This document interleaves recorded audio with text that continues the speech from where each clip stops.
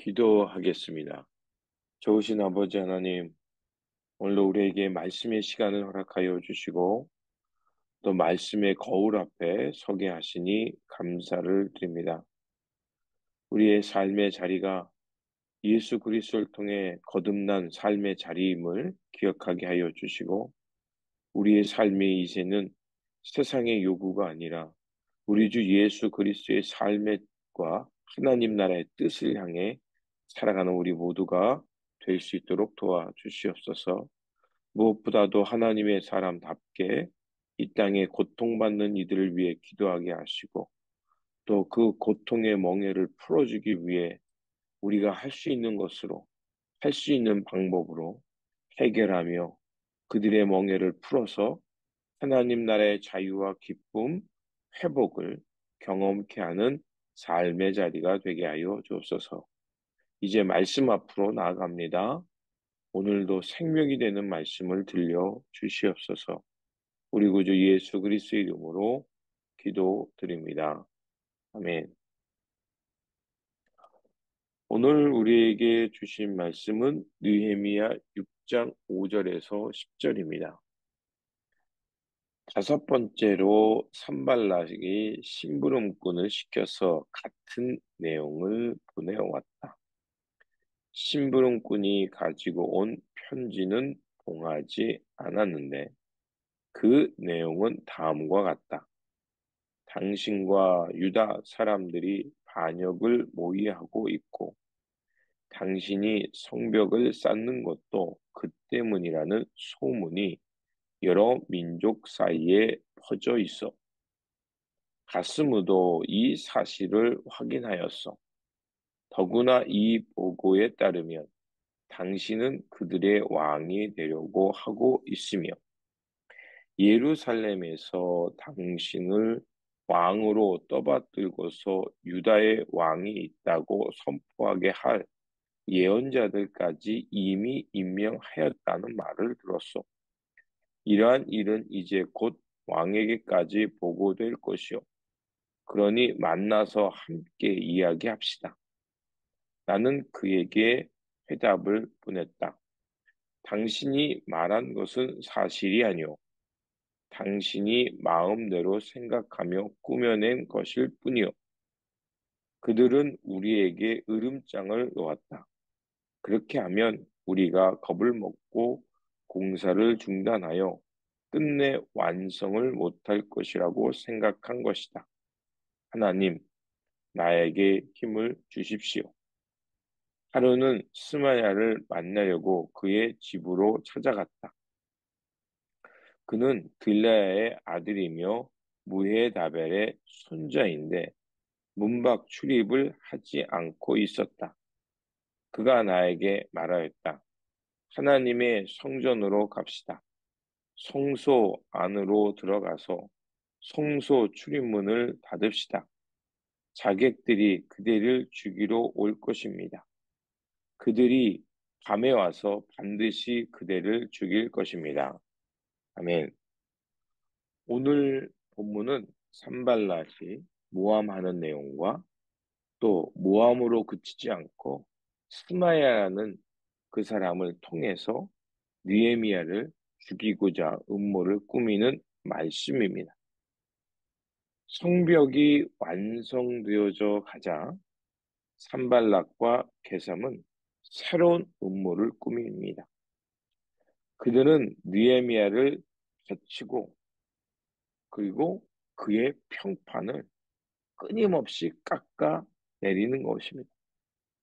그렇게 해서 그 성벽 공사를 중단시키고 그리고 유대 사람들이 그 성전과 성벽을 회복하는 일을 못하게 함을 통해서 그들이 별 볼 일 없는 사람, 그 루저로 만들려고 이런 여러 가지 음모를 꾸미게 됩니다.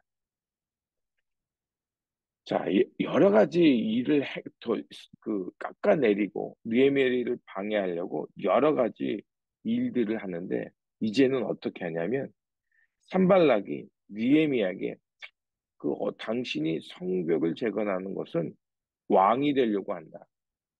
결국 그, 그 바사 제국으로부터 독립하고 스스로 왕이 되려고 한다라고 끊임없이 그의 평판을 깎아내리고 느헤미야가 하는 행위를 방해합니다. 느헤미야가 이런 집요한 음모와 모함에 큰 충격을 받았을 겁니다. 특별히 또한 스마야라는 사람을 통해서 느헤미야가 하나님의 성전에 들어가서 이렇게 그 거룩함을 훼손하게 했다라고 해서 느헤미야를 죽게 하려고 이런 일들을 꾸민 것입니다.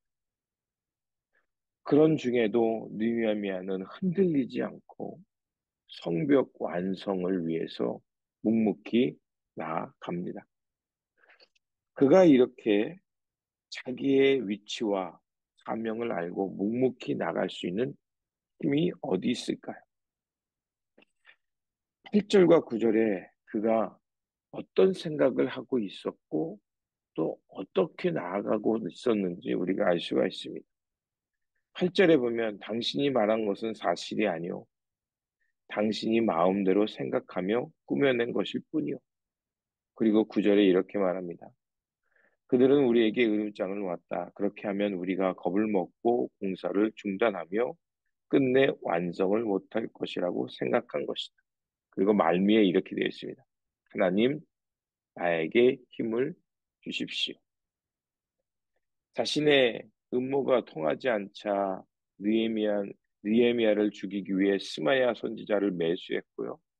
계속해서 여러 가지 음모와 루머를 꾸면서 지금 느헤미야가 반역을 하려고 한다. 스스로 왕이 되려고 한다라는 말도 안 되는 소리를 퍼뜨려서 음해하고 있었던 것입니다.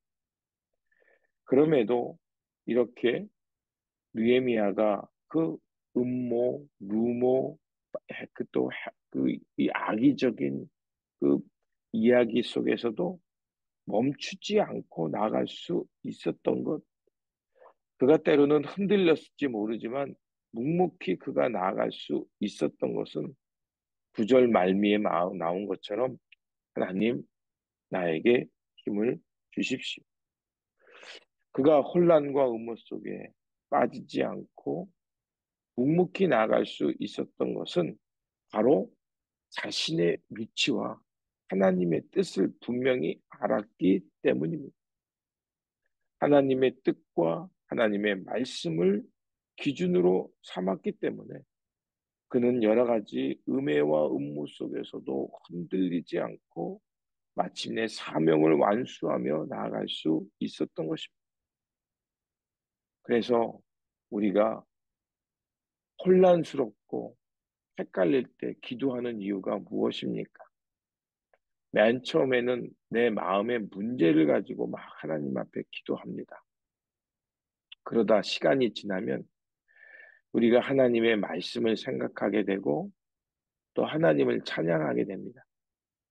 그렇게 되면 어떻게 되냐?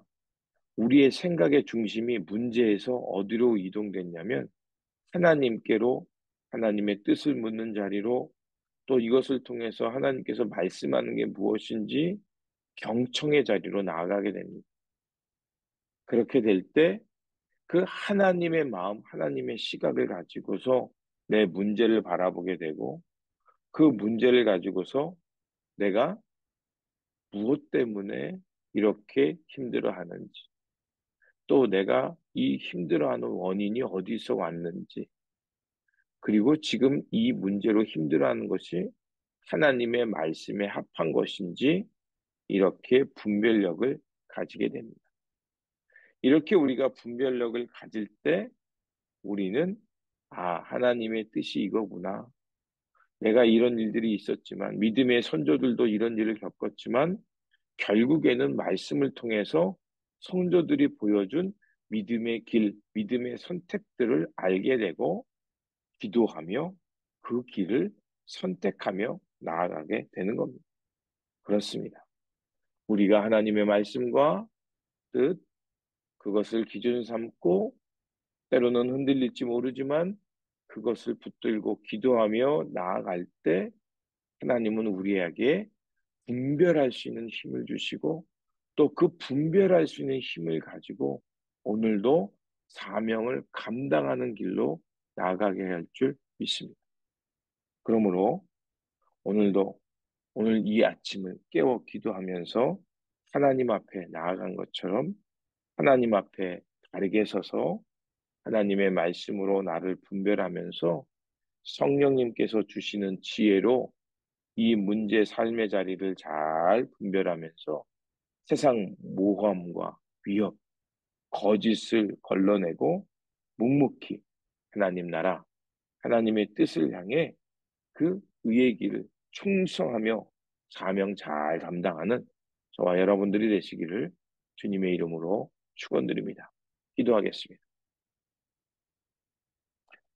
공의의 하나님,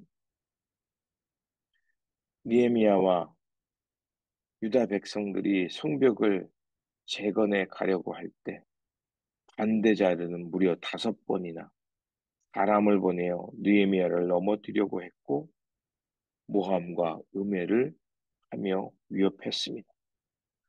그럼에도 느헤미야는 그 모든 모함과 위협 속에서도 그가 견디며 그 두려울지 모르나 두려움을 이겨내며 하나님의 사명으로 나갔습니다. 그가 그렇게 나아갈 수 있었던 것은 하나님의 말씀과 뜻을 기준 삼았고 하나님께 도움을 구하며 기도했기 때문입니다. 그러하오니 우리도 하나님 나라의 뜻을 향해 나아갈 때 세상의 도전과 음해를 만난다 할지라도 공의의 하나님을 믿으며 주님의 말씀과 뜻으로 잘 분별하면서 사명을 완수하며 살아갈 수 있도록 도와주시옵소서. 우리를 두렵게 하는 것이 무엇인지, 내가 왜 그 두려워하는지를 주님 앞에서 분별해 낼 때 우리는 그 힘을 가지고 사명의 자리와 불의를 거부하며 맡겨진 사명을 신실하게 이루어갈 줄 믿습니다.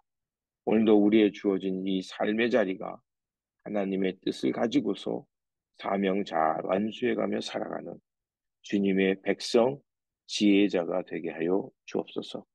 우리 구주 예수 그리스도 이름으로 기도드립니다. 아멘.